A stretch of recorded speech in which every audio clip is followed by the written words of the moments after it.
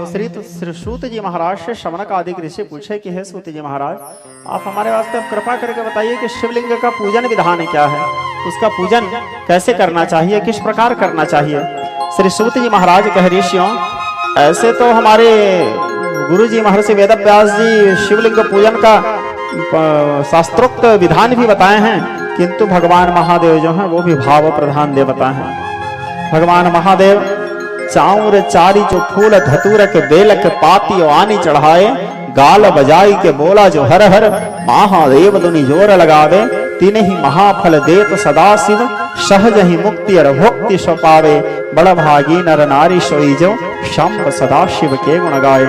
शिव जी में केवल मात्र ज्यादा विधान की आवश्यकता नहीं, केवल एक लोटा जल चढ़ा दिए, बिल्व पत्र चढ़ा दिए, 4 दाना चावल, गाल को जोर जोर से बजाते हुए हर हर हर हर हर हर हर हर करते हुए महादेव महादेव महादेव, केवल इतना करने मात्र से ही भगवान सदाशिव प्रसन्न हो जाते हैं। हाँ, लेकिन यदि आप करना चाहो तो फिर शास्त्र में पूजा का विधान भी बताए गए हैं। तो किस प्रकार करना चाहिए, सूत जी बताते हैं, सर्वप्रथम भगवान महादेव का ध्यान करना चाहिए। कैसे पूजन करना चाहिए? सर्वप्रथम ध्यान करना चाहिए। ध्यान मंत्र से ध्यायं नित्यं महेशं रजत गगनेभं चारु चंद्रावतंसं इत्यादि, या आपको जो भी ध्यान मंत्र मालूम है उस ध्यान मंत्र से भगवान महादेव को पहले ध्यान करें। ध्यान करने के उपरांत फिर भगवान महादेव का आवाहन करें। आवाहन करने के उपरांत फिर भगवान महादेव को 3 बार आचमन करें। पादयोर पद्यम समर्पयामि, हस्तयोर अर्घदानम समर्पयामि, मुखे आचमन जल समर्पयामि। पुनः भगवान सदाशिव को स्नान करवाएं। नमस्ते रुद्रमन्यव उतोत इखवे नमः इस मंत्र से, या फिर ओम गंगे त्रिजमनश्चैव, या आपको जो सुविधा, या मानसिक रूप से कि हे भोले बाबा मैं आपको स्नान करवा रहा हूँ, या पंचाक्षर मंत्र से भी नमः शिवाय इस प्रकार कहते हुए स्नान करवाएं। स्नान करवाने के उपरांत फिर भगवान महादेव को दुग्ध से स्नान कराएं। पाया पृथ्व्याम इत्यादि मंत्र से, जो हमारे आचार्य लोग आपको सुबह करवाते हैं, तो स्नान करवाएं पयः मंत्र से। उसके उपरांत फिर भगवान महादेव को दधी से स्नान करवाएं, दही से। दही के उपरांत फिर घृत से स्नान करवाएं।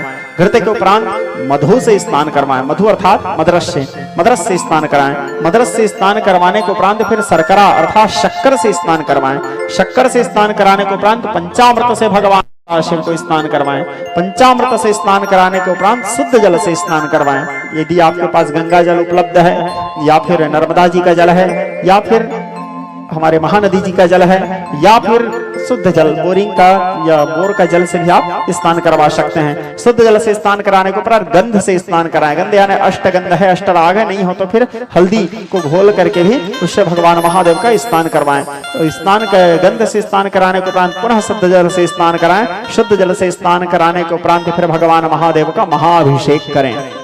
रुद्र सूक्त से महाअभिषेक करें। महाअभिषेक करने के उपरांत महाअभिषेक आप या तो रुद्र सूक्त से कर सकते हैं, या शिव महिम्न स्तोत्र से, या भगवान महादेव के कोई भी स्तुति से। रुद्र सूक्त से ही सर्वोत्तम है, या फिर महिम्न स्तोत्र भी सर्वोत्तम माना गया है। अभिषेक करें। अभिषेक करने के उपरांत फिर आचमन करें। आचमन करने के उपरांत फिर भगवान शिवलिंगी जो है भगवान सदाशिव को, शंभ सदाशिव को वस्त्र भेंट करें। कपड़े वस्त्र भेंट करने के उपरांत उनको उपवस्त्र समर्पित करें। कुछ छोटा वस्त्र या मौली धागा का एक टुकड़ा चढ़ा दिए। उपवस्त्र के उपरांत यज्ञोपवीत जनेऊ समर्पित करें। फिर भगवान को आसन दे। आसन देने के उपरांत फिर भगवान महादेव को पुष्प चंदन समर्पित करें। चंदन लगाएं। चंदन के उपरांत भस्म समर्पित करें। भस्म समर्पित करने के उपरांत फिर भगवान महादेव में अक्षत चढ़ाएं। अक्षत यानी खड़ा चावल, बिना टूटा हुआ चावल जो खड़ा खड़ा रहता है, अक्षत चढ़ाएं। पीला सरसों चढ़ाएं। सुगंधित द्रव्य चढ़ाएं। सुगंधित द्रव्य अर्थात जैसे इत्र है, कपूर का चूर्ण है, उसको चढ़ाएं। उसको चढ़ाने के उपरांत फिर भगवान महादेव को बिल्व पत्र समर्पित करें। बिल्व पत्र चढ़ाते समय एक चीज का ध्यान रखना चाहिए, बिल्व पत्र में वज्र और दृष्ट नहीं रहना चाहिए। वज्र अर्थात जैसे ये बिल्व पत्र है, इसका ध्यान रखना। बिल्व पत्र चढ़ाते समय जैसे बिल्व पत्र है, तो बिल्व पत्र में कई बार क्या होता है, यहाँ पे थोड़ा सा पीला पीला या रेसा रेसा या सफेद सफेद या छिद्र हो जाता है, दृष्ट कहते हैं। अब वज्र ये जो नीचे में एक थोड़ा सा क्या बोलते हैं उसको, है ना, हाँ, तो उसको तोड़ देना चाहिए।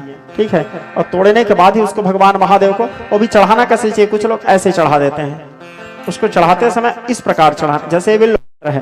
तो बिल्व पत्र को इस प्रकार ऐसे समर्पित करें भगवान महादेव को। त्रिदलम त्रिगुणाकारम, यदि बिल्वाष्टक याद है तो, और बिल्वाष्टक याद नहीं है तो नमः शिवाय बोल करके भी भगवान महादेव में चढ़ा सकते हैं पंचाक्षर मंत्र से।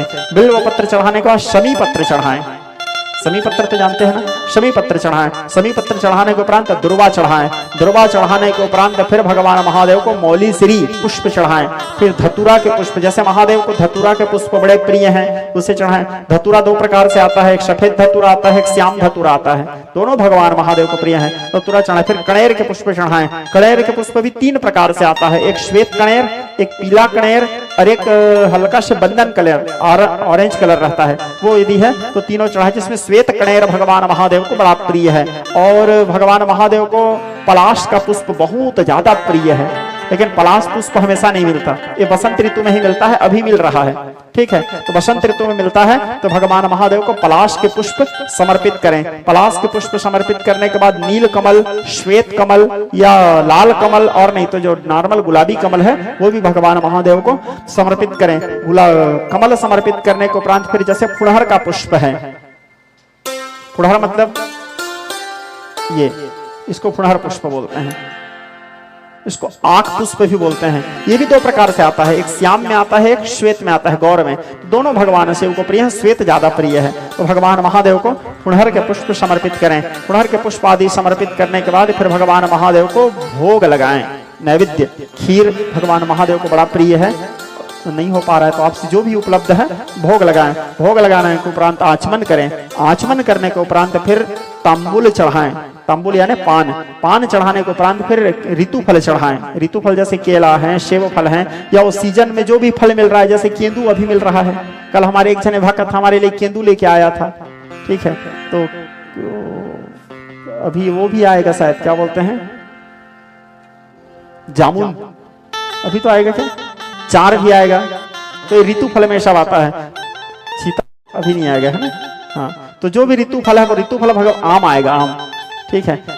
तो ये ऋतु फल समर्पित करें। उसके बाद श्रीफल, श्रीफल अर्थात नारियल समर्पित करें। नारियल समर्पित करने के उपरांत फिर आचमन करें। आचमन करने के उपरांत फिर भगवान सदाशिव को आरती करें। अब आरती में आपको जैसे यदि वैदिक आरती याद है, जय गंगाधर हर शिव, तो उसको करें। वो नहीं है तो ओम जय शिव ओंकारा, उसको भी करें। या फिर आप सहज आरती करूं हर हर के करूं नटवर के, इस मंत्र से शिव भगवान महादेव का आरती करें, निराजन करें। फिर प्रदक्षिणा करें। भगवान सदाशिव का अर्ध परिक्रमा किया जाता है, पूर्ण परिक्रमा नहीं किया जाता।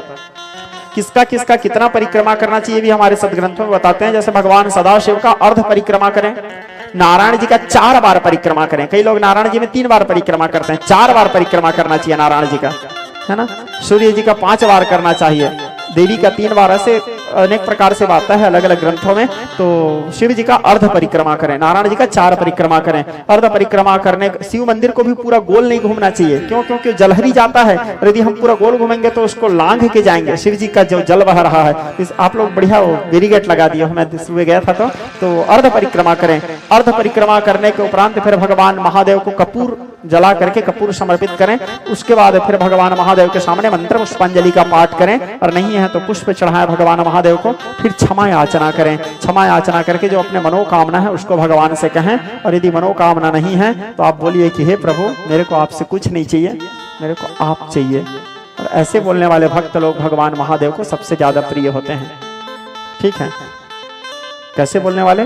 मेरे को आपसे कुछ नहीं चाहिए, मेरे को सीधा आप चाहिए। क्योंकि भगवान महादेव से मांगने वाले तो लगभग प्रायः सभी लोग हैं। 1 लोटा जल भी चढ़ाते हैं तो 6 ठो डिमांड रहता है। शिव पुराण का विषय निष्काम भक्ति है श्रोता समाज। आप लोगों के घर में शिव पुराण होगा, पढ़ लेना, या तो मार्केट से भी ले लेना। शिव महापुराण का पहला सिद्धांत यही कहता है, निष्काम भक्ति।